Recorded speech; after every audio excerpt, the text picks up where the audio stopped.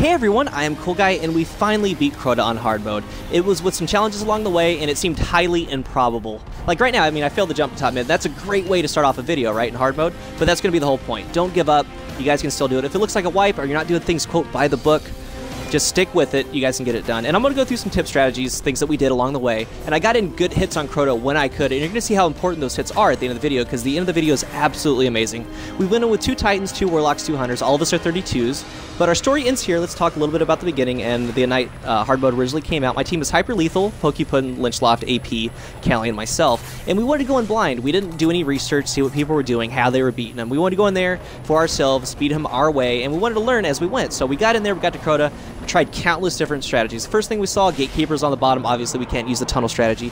So we tried the left, right, middle, and originally for hours we were doing the left strategy, killing the boomers on the left, wizards as they came out, and we got so close so many times. We get them Enrage, and Enrage is not just a word for Crota. Enrage should be the poster for the Dark Below. It should say, the Dark Below coming soon, Enraged. But, which by the way, it's very hard, thank you Bungie.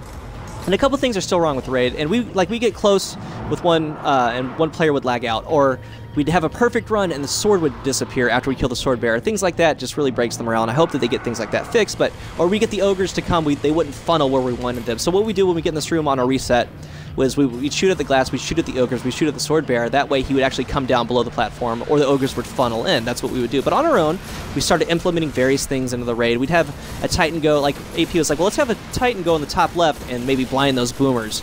So we tried that for a little bit, and then, you know, we abandoned it, and then we tried it again later. And then Poke would say, well, let's have a Titan go up, pop a bubble on the side platform where Cool Guy jumps up. That way when Crota shoots, the bubble's going to spawn orbs as Crota's shooting at Cool Guy, and then Cool Guy would have a super with a sword. So we tried that. So we got him enraged so much, and we couldn't figure it out. And at the end of the night, we discovered the now known middle platform where you don't shoot any boomers, you don't have any wizard spawn. And we just, like, didn't really know. We started doing that on our own. But we'd get to right here, we'd of course pop the bubble.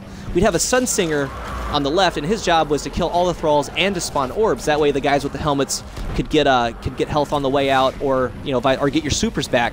But we just, I mean, AP had a good idea about the helmets. If you have one that has, you know, replenishes health, like the Insurmountable Skull Fort, or even if you haven't leveled one up yet, all you need is that perk. So even if it makes you a 30, put that helmet on, equip it, run at the orbs, get your health back, hide, put the original helmet back on, now you have full health. So if there's selling one of these helmets, or you have one just kind of in the vault, just get that first perk, do a couple bounties on it, that's all you need.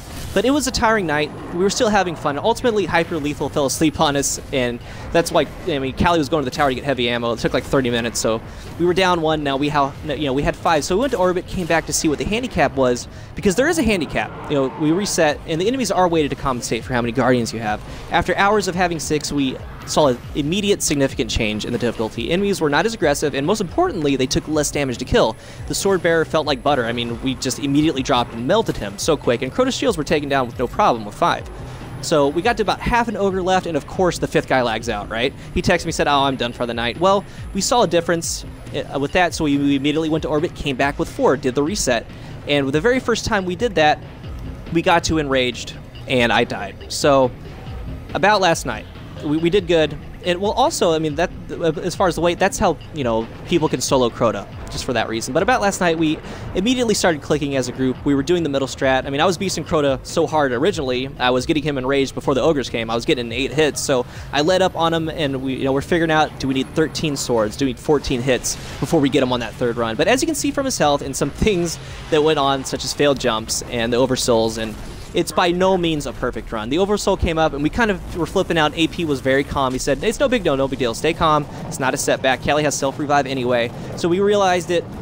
And when we got to this point before, I would get up there, Crota would go enraged, and every single time boomers would kill me. Every single time. So this time we decided to have a Titan come up with me. So Lynchloft came up to do various things. A, if I die, he can take over and maybe down him, or B, just take the heat off me, have Crota and the boomer shoot at him. But if things aren't going your way, if they're not going smoothly, don't give up, even if it's improbable. Don't wipe, finish strong. Thank you guys for watching. Best of luck in hard mode, and until next time, I am Cool Guy.